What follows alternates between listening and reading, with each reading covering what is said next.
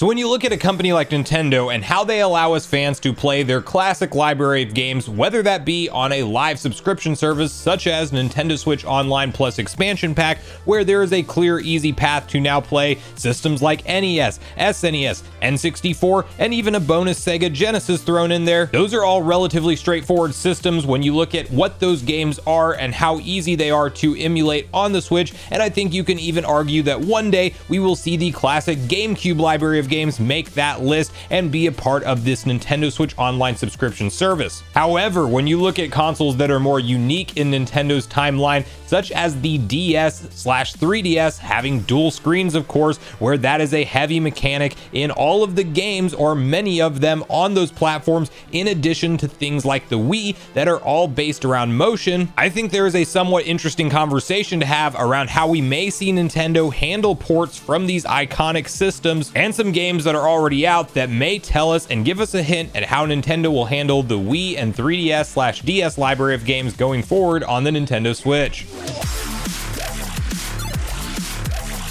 What's up, Nation? If it's your first time on the channel, make sure you join Sunbro Nation by subscribing below. Hit the like button on this video if you enjoy it today, and make sure you turn on your bell notification icon so you're kept up to date with all the newest gaming news. As mentioned, guys, we are discussing the topic and idea around how Nintendo may handle unique library of games such as the DS/3DS era as well as the Wii era, because I think there are already some telltale signs with decisions that Nintendo has made on specific ports so far that could hint how we'll see these games brought over to a platform like the Nintendo Switch sooner rather than later, considering that if I am a betting man, Nintendo will continue to support Nintendo Switch Online and add in things like new consoles, most likely the Game Boy family of systems next. I think Nintendo drip feeds this console cycle of new systems out further than maybe even we are anticipating, as I would be happy with something like Game Boy family of systems hitting as soon as September at that Nintendo Direct, most likely at the soonest. I don't anticipate it any quicker than that. I think that they see this service as a long play, and their systems like the Game Boy family of systems,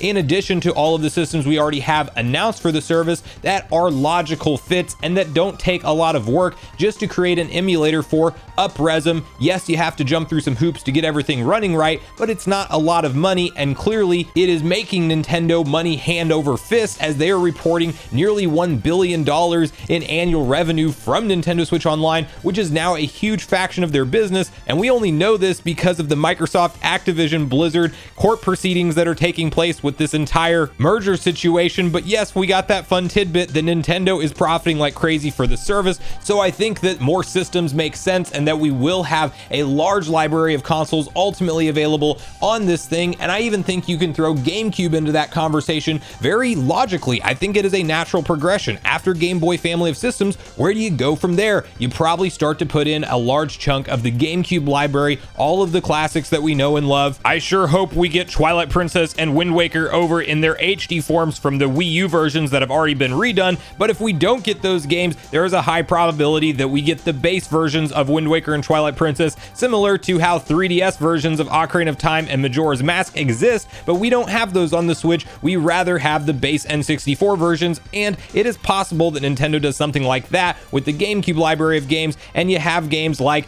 Super Smash Bros. Melee, Paper Mario Thousand Year Door, Mario Kart Double Dash, you name it, all of the old classics, I think, from the GameCube that maybe won't see remakes/remasters, or even if they already have, could be brought over as part of that service. Where I think the conversation gets a little bit more interesting on what Nintendo might do with the long term of not just the service, but their classic library of games, comes to systems like the Wii, the 3DS, the original DS, and so forth, because these were consoles that were very much based around a unique gimmick when it comes to the gameplay style. We have seen titles like Skyward Sword HD be fully revamped for the Nintendo Switch with button control options, because yes, while you can say that Wii games are an easy fit for the Switch because you have the Joy-Con and they essentially work the same, if not better, than what the original Wiimote did, you also run into that problem that the Nintendo Switch Lite is a thing, and you would be cutting out an entire section of your user base if you were just to throw Wii games on something like Nintendo Switch Online. So is ports and remakes the path for those type of games? I think in certain scenarios where it makes sense, yes,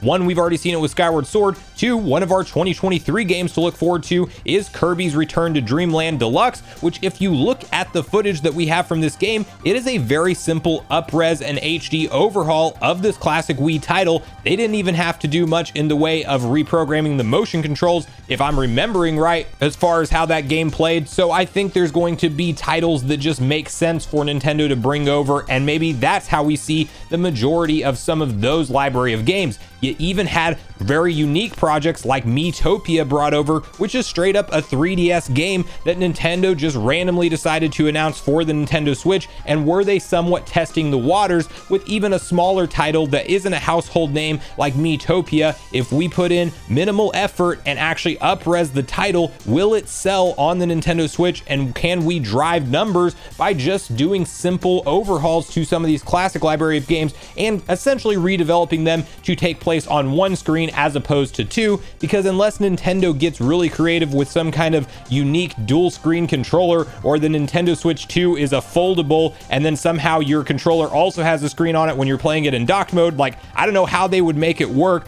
for the DS and 3DS style games to be easily supported on something like Nintendo Switch Online. The Wii U, that worked because you had the tablet touchscreen controller, but I don't see Nintendo necessarily going back to that. So again, that being a library of games that really makes sense to bring over. And one of the things that spawned the idea for this video to begin with is I randomly the other night felt like playing A Link Between Worlds, which is a fantastic Zelda game that everybody needs to boot up and go through at some point, whether you get it on the 3DS, at least buy the copy, but if you own it, you can emulate it, and that's what I did, and I thoroughly enjoyed playing it on a big screen with a classic controller and also having the HD visual up-res on screen. It literally looked similar to a game like Link's Awakening, which got its own full-on remake, but that 3DS texture quality was not really bad at all, and you could argue that it's not that much less advanced than what we have in certain Switch games today. So when you just do a 3 or 4 times X the resolution and you have it running at 1080 plus P, well then at that point it looks fantastic, and a lot of those 3DS library of games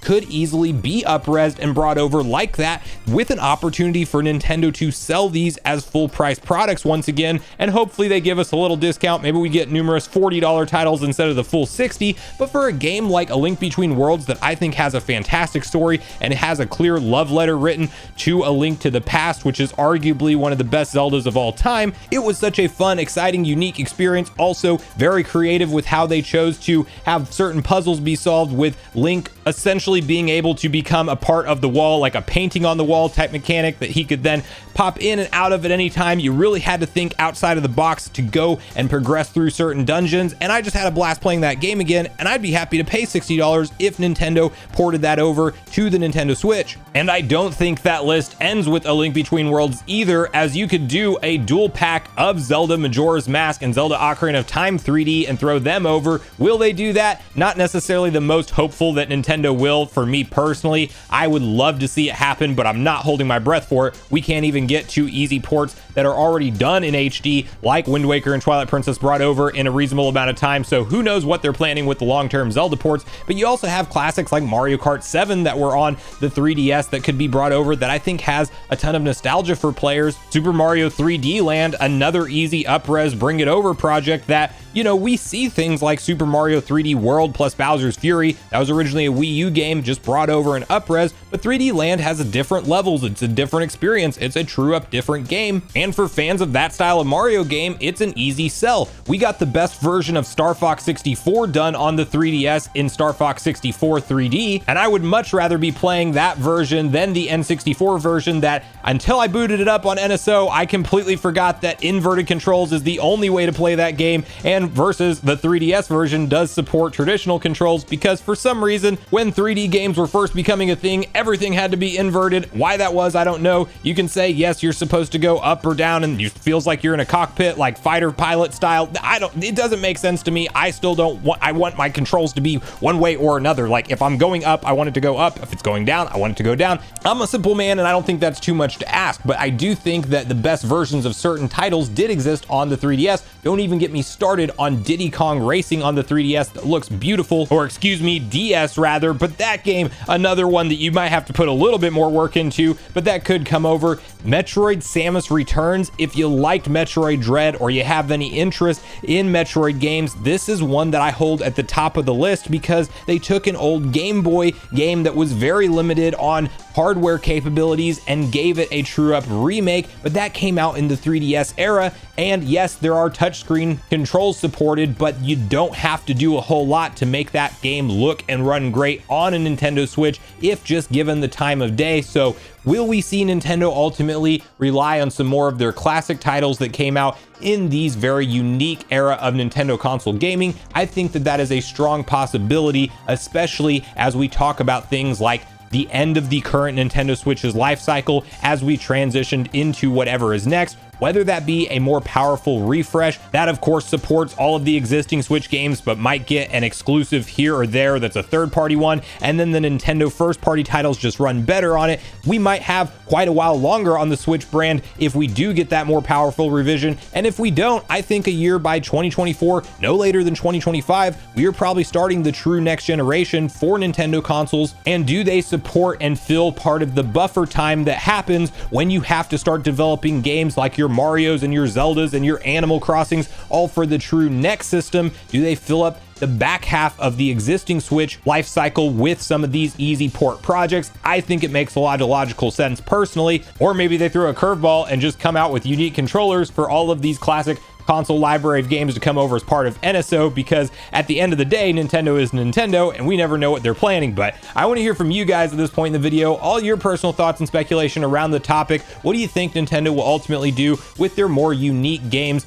that were released in this era, consisting of the Wii, DS, and 3DS? And do you think that yes, indeed, it makes a lot more sense to spend a lot of time porting individual products, bringing them over to a modern platform like the Switch? Or do you think we are more likely to just ultimately see them worked into Nintendo Switch Online one way or another? And how would you rather see it happen personally? Or do you think this is one of those scenarios where Nintendo will just leave a lot of these games to die behind in the past? We won't have a way to play them ultimately either way. So regardless of your thoughts and feelings on everything we talked about today, I do look forward to hearing from you all in the comments down below before you leave the video, as I do look forward to getting a back and forth conversation started with you all around these topics.